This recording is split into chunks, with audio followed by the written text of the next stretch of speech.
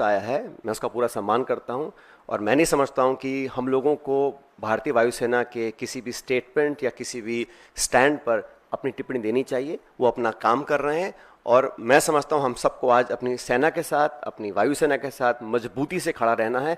जो उचित है, जो ठीक है, वो सेना में इतना दम और इतनी समझ है कि उनको कब क्या करना है।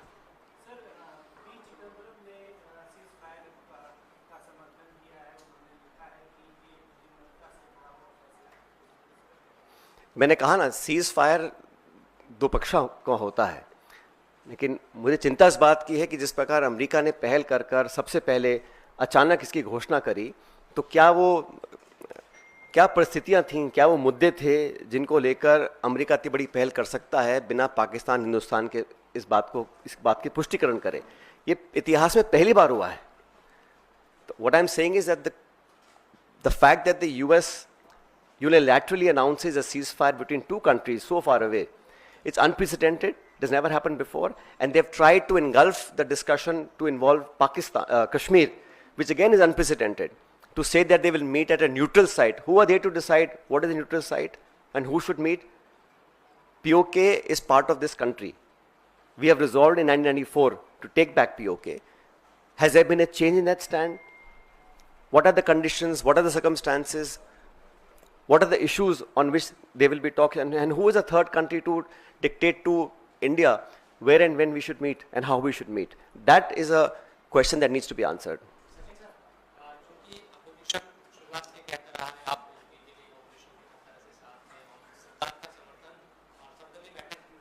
क्या फायर से पहले भी आप मानते हैं कि विश्वास में अपोजिशन को लेना चाहिए था, या अचानक, क्योंकि कल भी हम देख रहे थे दिन भर गोलाबारी होती रही, फायरिंग हो रही है, सब चीजें, और शाम 5 बजे से पहले ट्वीट आता है।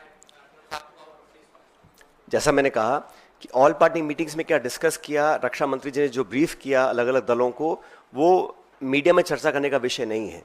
लेकिन मैं इतना कहना चाहता हूं कि हमारी डिमांड शुरू से 22 तारीख को पहली बार ही खड़गे जी और राहुल जी ने कहा था कि हम सरकार के साथ हैं, निसंकोच होकर पाकिस्तान के दांत खट्टे करने का और सबक सिखाने का, आतंकवादी घटनाओं को जड़ से खत्म करने का हमको एक जो प्रण लिया है उसको पूरा करना चाहिए।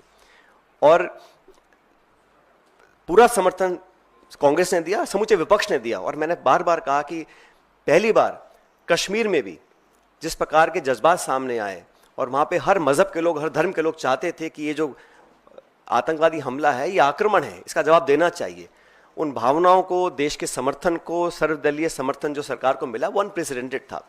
उसके बाद सरकार ने जो कॉन्फिडेंस में लिया, वो ऑल पार्टी मीटिंग्स में डिस्कस जो किया, वो चर्चा का विषय नहीं है। लेकिन हम चाहते हैं कि अब जो घटनाक्रम हुआ है पिछले 24 घंटे में, उसको लेकर सरकार को एक ऑल पार्टी मीटिंग बुलानी चाहिए और प्रधानमंत्री जी को वहाँ मौजूद होकर पूरे समूचे पॉलिटिकल जो हमारा पार्लियामेंट की पार्टीज हैं उनको कॉन्फिडेंस में लेना चाहिए। और जो अमेरिका का इन्वॉल्वमेंट, अमेरिका की घोषणा, secretary of state, vice president, US president लगातार घोषणाएं कर रहे हैं, ये पहली बार हुआ है और इस समझ से परे है कि ये ऐसा क्यों होने दिया गया, क्योंकि हम पर आक्रमण हुआ था।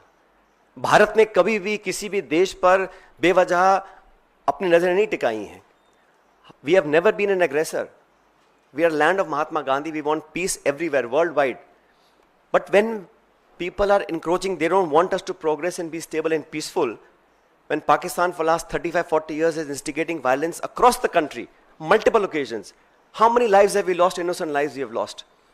We have to protect our citizens. हमारा जो एक्शन था, हमने बड़ा समझदारी से, भारतीय सेना ने सिर्फ आतंकी ठिकानों को निशाना बनाया, कोई सिविलियन कैजुअल्टी नहीं हुई। एंड शुरू में कहा गया we are not for escalation, लेकिन जो वहां से रिस्पॉन्स आया उसका जवाब देना था। लेकिन जो सीज फायर करने की घोषणाएं हुई हैं, वो मुझे लगता है कि उसमें सरकार को अपना स्पष्टीकरण देना चाहिए। सचिन सर,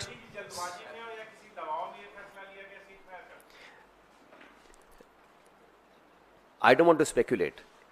जो पब्लिक डोमेन में खबरें आई हैं, मैं मात्र वहां तक अपनी बात सीमित रख रहा हूं। और मुझे लगा, हम सबको लगा कि ये जो हुआ है ये पहली बार हुआ है, ऐसा आज तक कभी हुआ नहीं है। किन परिस्थितियों में ऐसा हुआ, क्या कारण थे और अब आगे क्या होगा, क्योंकि इसमें लिखा गया है कि एक न्यूट्रल साइट पर कश्मीर मुद्दे को लेकर दोनों पक्षों की चर्चा होगी, कौन करवाएगा, ये third party mediation, Shimla agreement, इन सब पर सरकार को अपनी बात रखनी चाहिए।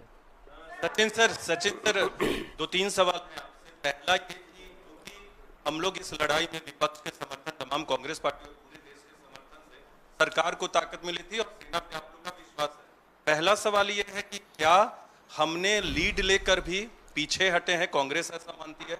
दूसरा सवाल यह है कि इस लड़ाई को क्या आगे और बढ़ाते रहना चाहिए था भारत को जो अंडरस्टैंडिंग में नहीं आना चाहिए था? और लास्ट क्वेश्चन ये है कि आप लोग दोनों चीजों की मांग कर रहे हैं ना, संसद का स्पेशल सेशन और सर्वदलीय बैठक, बिल्कुल दोनों मांगे हमारी पार्टी की हैं कि ऑल पार्टी मीटिंग दोबारा बुलाएं, उसमें प्रधानमंत्री जी खुद उपस्थित रहें, क्योंकि पिछली 2 बार वो उपस्थित नहीं रह सके थे, और पार्लियामेंट का विशेष सत्र बुलाया जाए ताकि जो मुद्दे अभी मैंने रेखांकित किए हैं उस पर विस्तार से चर्चा हो सके और देश के सामने एक सही पिक्चर निकल कर आए। मैंने जो सवाल उठाई इसलिए उठाया क्योंकि पाकिस्तान का इतिहास रहा है। जब बंबई में आतंकी हमला हुआ 26/11, तब जांच में पाया गया कि वो पाकिस्तान के द्वारा नियंत्रित था, उन्होंने ही स्टेट स्पॉन्सर करके करवाया था। तो जांच की मांग रखना, it is an old habit of the Pakistan state. पर मैं कहना चाह रहा हूं कि इन विश्वसनीयता नहीं है। सीज फायर के तुरंत बाद वो गोलाबारी कर रहे हैं, तो भविष्य में वो अपने टेरर क्राइम्स को दोबारा पुनर्जीवित करेंगे, पोषित करेंगे, उसकी क्या जिम्मेदारी है, क्या गारंटीज हैं? तो हम लोगों ने जो किया, मैं इतना ही कहना चाहता हूं कि कंडीशंस क्या थी, सर्कमस्टेंसेस क्या थे, और पाकिस्तान और उसकी सेना पर कितना विश्वास किया जाना चाहिए कि भविष्य में इस प्रकार की घटना को दोबारा अंजाम वो ना दें।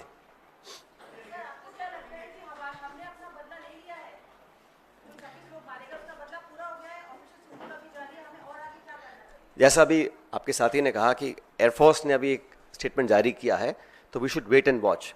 बट मैं फिर कहना चाहता हूं कि हमारी जो कार्रवाई थी वो आतंकियों के खिलाफ थी। पाकिस्तान ने पनाह दी है ओसामा बिन लादेन को, वहाँ पे उसको मारा गिराया गया था पाकिस्तान के अंदर। हाफिज सईद, मसूद अजहर, तमाम जो अंतर्राष्ट्रीय चिन्हित आतंकवादी जिन पे खरबों रुपए का इनाम है, उन लोगों को पनाह देने का काम पाकिस्तान ने बहुत लंबे समय से किया है। तो हम लोग तो चाहते हैं कि वो आतंकियों का जो इंफ्रास्ट्रक्चर है उसको पूरी तरह ध्वस्त किया जाना चाहिए। उसमें सेना को काफ़ी सफलता मिली है, लेकिन अभी क्योंकि जैसा आप साथी ने कहा कि IAF ने कहा कि ऑपरेशन जारी है, we should wait and watch.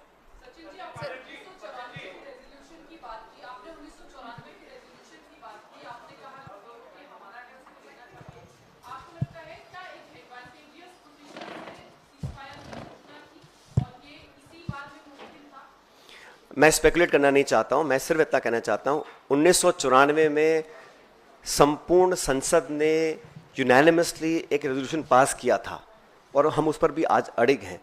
मैं मानता हूं कि समय आ गया कि हमें उस रेजोल्यूशन को दोबारा दोहराना चाहिए, और अगर कोई चेंज ऑफ स्टैंड है तो चर्चा करनी चाहिए। हमारी पार्टी का कोई चेंज ऑफ स्टैंड नहीं है, वो कांग्रेस के समय में रेजोल्यूशन पास किया गया था 1994 में, और हम आज भी उस पर कायम है, पूरा देश उस पर कायम है। लेकिन एक सर्वदलीय बैठक और पार्लियामेंट का विशेष सत्र सरकार को तुरंत बुलाना चाहिए। सचिन पायलट जी, सचिन जी, मेरा सवाल आपसे ये है कि आप भी फौज में हैं। सवाल ये है कि इंदिरा गांधी ने 1971 में पाकिस्तान के 2 टुकड़े किए थे, और जो हालात अभी सीमा के आसपास के बने हुए हैं पहलगाम के बाद, क्या आप मानते हैं कि एक मौका था पाक अधिकृत कश्मीर पे कब्जा करने का, पाक अधिकृत कश्मीर को लेने का, वो मौका हम चूक गए उस मौके से? मैं इतना ही कहना चाहता हूं कि जब जब पाकिस्तान ने दुस्साहस किया है, आतंकी हमलों को अंजाम दिया है, तथ्यों के साथ ये पाया गया कि Pakistan state is fully involve, तो हम लोगों को वहां पर जो आतंकी गतिविधियां करने वाली जो ताकतें हैं उनको नष्ट करना चाहिए। और 1994 का जो रेजोल्यूशन है पार्लियामेंट का, वो आज भी कायम है। मैं इतना कहना चाहता हूं। सचिन जी, एक सवाल है, कांग्रेस को ज्यादा दिक्कत किस चीज से है? सीज फायर का जो फैसला लिया गया वो विपक्षी पार्टियों को कॉन्फिडेंस में नहीं लिया गया, वो फैसला गलत था, या फिर एक तीसरे देश को इसमें शामिल किया गया और वो जानकारी दे रहा है ट्वीट के जरिए कि भारत पाकिस्तान के बीच अब युद्ध जो है वो खत्म हो रहा है? किस बात पर कांग्रेस की ज्यादा आपत्ति है? पहली बात तो हमारी कोई आपत्ति नहीं है, लेकिन एक प्रमुख विपक्षी दल होने के नाते, क्योंकि हम लोगों ने भी कई साल देश की सेवा सत्ता में भी की है, विपक्ष में भी की है, हमारा इतना मानना है कि जो पिछले 24 घंटे में हुआ है वो आज तक हुआ नहीं। किन कारणों से हुआ उसका स्पष्टीकरण आना चाहिए, और अगर सीज फायर था भी तो डीजीएमओ पाकिस्तान हिंदुस्तान की अगर बात करके किसी निर्णय पर पहुंचते, वो एक अलग विषय था, और शायद ऐसा पहले भी हुआ है, 2021 में पहले ऐसा हुआ है, लेकिन पहली बार किसी तीसरे देश ने इसकी घोषणा करी है। वो मैं समझता हूं कि उस पर भारत सरकार को अपना पक्ष रखना चाहिए कि ऐसा क्यों हुआ और किन कारणों से हुआ, किन परिस्थिति में हुआ, और उसमें दायरे में कश्मीर को लिया गया है और कहा गया कि हम दोनों देशों के साथ ट्रेड करेंगे, इन्वेस्टमेंट करेंगे, और भारत और पाकिस्तान को हाइफनेट करने की कोशिश की है। They are trying to hyphenate India and Pakistan, where I think our effort for the last 20-25 years, any Indian government has done, is to de-hyphenate India and Pakistan. They're trying to bring us back in a hyphenation state, which I don't think is a positive development. Sachin ji, sir जिस तरीके से आपने कहा, और ये तथ्य भी है कि अमेरिका ने इसकी घोषणा करी, अमेरिका कश्मीर की मध्यस्थता की बात कर रहा है, अमेरिका हिंदुस्तान पाकिस्तान को एक तराजू में तौल रहा है, और इतना ही नहीं, चाइना ने आखिर में आते आते साफ कर दिया कि वो इस मामले में पाकिस्तान के साथ खड़ा है। तो कहीं ना कहीं भारत की विदेश नीति पर सवाल खड़े होते हैं। क्या भारत की विदेश नीति में कहीं खामी आपको नजर आती है? देखिए, ये समय नहीं है खामियां निकालने का, आलोचना करने का, लेकिन जैसा मैंने कहा, सीज फायर की घोषणा न्यूट्रल